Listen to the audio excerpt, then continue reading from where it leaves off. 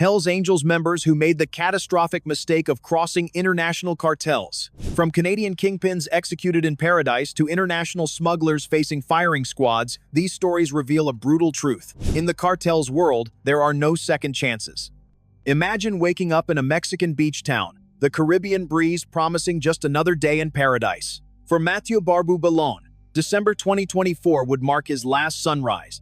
This wasn't some low-level street dealer. Ballon operated at the pinnacle of organized crime, orchestrating the movement of cocaine from South American jungles all the way to Canadian streets. His sophisticated network connected Quebec's Hells Angels chapters directly to Mexico's most powerful trafficking organizations. That morning began like countless others. Ballon maintained his routine with military precision, hitting the gym to keep the physical edge that had served his criminal career for decades. His wife, Andre Ann Vinola Sullivan, shared his fugitive status, both wanted by authorities for flooding Quebec with cartel cocaine. What Ballon didn't realize as he climbed into his Jeep was that professional assassins had already positioned themselves with sniper-like focus. The execution was surgical. 5 rounds penetrated his skull in rapid succession, each bullet strategically placed by killers who'd clearly done this before. When Mexican police processed the crime scene, they discovered more than a dozen shell casings scattered like deadly confetti around the vehicle.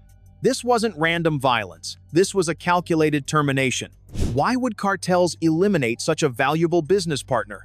Montreal investigators revealed Ballon had become a critical link in massive cocaine shipments heading north. But somewhere in this lucrative arrangement, something went catastrophically wrong. Perhaps he pocketed cartel money that wasn't his to take. Maybe a major shipment vanished under suspicious circumstances. Or possibly, he attempted to build his own competing pipeline. In the cartel's unforgiving mathematics, any of these betrayals carries only one penalty: death. Halfway around the world, another Hells Angels member would learn that cartel partnerships extend far beyond Mexican borders. Wayne Schneider had built his criminal reputation in Australia's Hells Angels chapters before relocating to Pattaya, Thailand. This coastal resort city, notorious for its lawless underbelly, had become ground zero for Australian criminals seeking to dominate Asia's exploding methamphetamine markets. November 2015 brought Schneider's violent end, but not from cartel hitmen. Instead, 5 of his own Hells Angels brothers kidnapped him at gunpoint from his villa. They transported him to a nondescript apartment, bound him to a chair, and beat him until he stopped breathing. This methodical torture wasn't spontaneous rage, it was orchestrated punishment. Thai investigators connected Schneider's murder to a collapsed methamphetamine operation, with evidence suggesting Mexican cartel involvement. The Sinaloa cartel and other Mexican organizations had been exporting their industrial-scale meth production expertise to Southeast Asia, transforming regional drug markets. Schneider had apparently been entrusted with managing crucial cartel relationships and overseeing significant shipments. When that responsibility catastrophically failed, the cartels didn't need to send their own executioners.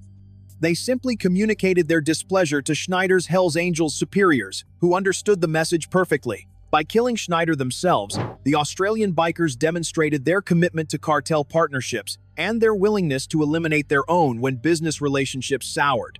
In international drug trafficking, loyalty to profitable partnerships often supersedes brotherhood. Jimmy Cornier represented organized crime's ultimate success story until he became its cautionary tale. Between 1998 and 2012, this Montreal mastermind orchestrated a trafficking network that generated over $1 billion, moving marijuana, cocaine, and ecstasy across the US-Canada border. His operation wasn't just large, it was architecturally brilliant, connecting Hells Angels transportation networks with Italian mafia distribution channels and Sinaloa cartel supply lines. The Hells Angels provided Cornier something invaluable: a cross-border infrastructure that could move massive quantities of contraband past customs officers who barely glanced at leather-clad bikers making routine runs. Meanwhile, Cornier's Sinaloa cartel connection ensured a steady flow of high-quality cocaine at wholesale prices that made his operation virtually unbeatable in Canadian markets. But success bred arrogance. When Cornier established a $2 million assassination fund designed to silence potential witnesses, he crossed an invisible line. This wasn't the quiet violence that authorities occasionally tolerated in criminal underworlds. This was a brazen hit squad funded like a corporate department, and it made Cornier's entire organization a priority target for international law enforcement. His 2015 arrest and 27-year prison sentence sent shockwaves through multiple criminal organizations. For the Sinaloa cartel, Cornier had transformed from valuable partner to dangerous liability. His high-profile operation attracted exactly the kind of government attention that cartels spend billions avoiding. While cartels typically eliminate such liabilities permanently, Cornier's imprisonment served their purposes equally well. Behind bars, he understood that cooperation with authorities would sign his own death warrant, keeping cartel secrets safely locked away with him. In 2024, Hells Angels member Damian Ryan and associate Adam Pearson found themselves charged in one of the most bizarre criminal conspiracies in recent memory: a murder-for-hire plot targeting an Iranian dissident on American soil. This wasn't typical organized crime violence. This was political assassination involving foreign intelligence services, international terrorist networks, and the Sinaloa cartel. The plot connected an Iranian criminal organization directly to Mexican cartels and Canadian Hells Angels members. Organized crime analyst Antonio Nicaso expressed shock at the Hells Angels' involvement, noting that political assassinations fall completely outside their traditional criminal portfolio.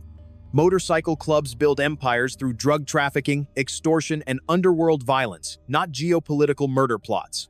So why would the Hells Angels participate in something so drastically outside their expertise? The answer likely lies in cartel pressure. When your business partners control your cocaine supply and possess the capacity for unlimited violence, saying no becomes increasingly difficult. The Sinaloa cartel's involvement probably meant the Hells Angels weren't asked to participate, they were told. The arrests exposed this overreach immediately, bringing precisely the kind of national security attention that successful criminal organizations desperately avoid. For the Hells Angels, the failed operation represented catastrophic judgment. For the cartels, it represented another liability created by unreliable partners.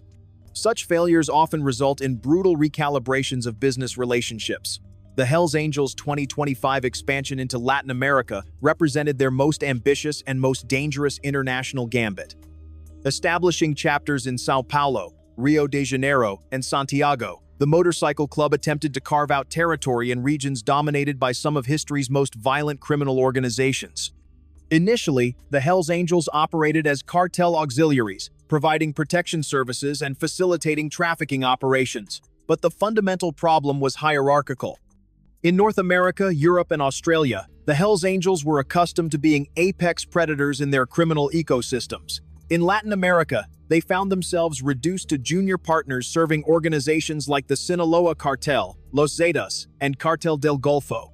These Mexican cartels operate less like criminal gangs and more like paramilitary forces controlling territory with near-governmental authority. The breaking point came when individual Hells Angels chapters attempted to exceed their subordinate roles, trying to claim larger pieces of Mexico's drug trade rather than accepting their auxiliary status. A 2024 incident saw a Hells Angels-linked trafficker killed in Mexico, likely for overstepping boundaries in cartel territory. This execution wasn't about eliminating one problematic individual. It was a message to the entire organization. The cartels guard their dominance with ferocious violence, and they viewed the Hells Angels' expansion ambitions as direct challenges to their authority. State crackdowns followed, and cartel retaliation proved swift and brutal. The Hells Angels had fundamentally misunderstood Latin American power dynamics, attempting to import their traditional operational model into a region where they would never be more than subordinate partners. These 10 stories share a common thread. Underestimating cartel power carries fatal consequences. Whether operating in Mexican beach towns, Thai resort cities, Arizona deserts, or South American metropolises, Hells Angels members discovered that international drug cartels operate by different rules entirely. Cartels don't negotiate with partners who betray them, steal from them, fail them, or attract unwanted attention. They eliminate problems permanently. For the Hells Angels, these painful lessons revealed the limits of their international expansion and the dangers of partnerships with organizations exponentially more violent and sophisticated. In the world of transnational drug trafficking, brotherhood means nothing when business relationships fail. Loyalty is currency, and betrayal's price is always paid in blood.